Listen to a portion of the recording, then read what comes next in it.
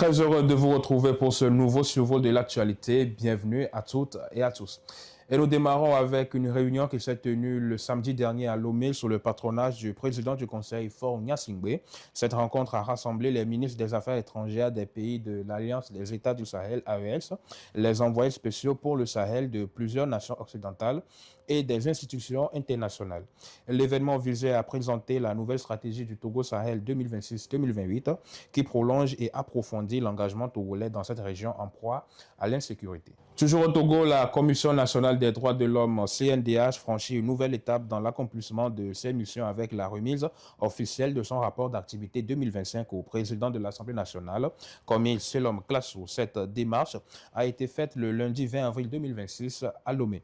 Conduite par son président Kwao Oyini Sanvi, la délégation de l'institution a ainsi respecté une exigence légale majeure inscrite dans son fonctionnement consistant à rendre compte de ses activités devant la représentation nationale. Et hors de nos frontières à présent, la 10e édition du Forum de la sécurité et de la paix de Dakar a connu une grande nouveauté. Contrairement aux éditions précédentes, l'événement n'est plus co-organisé avec la France, mais exclusivement par le Sénégal, qui entend faire de la souveraineté l'un des grands enjeux de cette édition anniversaire, dans un contexte marqué par une recomposition des alliances internationales, une progression du terrorisme vers les États côtiers ou encore une CEDEAO fragilisée par les départs des États de l'AES.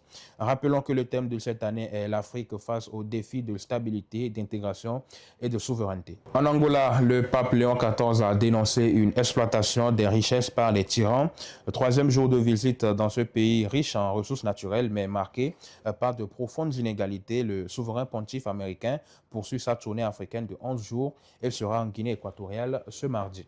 Et en République démocratique du Congo, pour clore ce Flash Info, le débat sur la révision de la Constitution est officiellement ouvert. L'Union sacrée de la nation, la coalition du président Félix Tshisekedi invite partis politiques, sociétés civiles, syndicats, confessions religieuses ou encore juristes à soumettre leurs propositions dans un délai d'1 mois.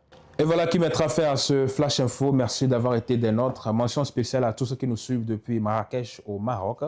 Bonne journée à toutes et à tous. N'oubliez pas, nos programmes se poursuivent.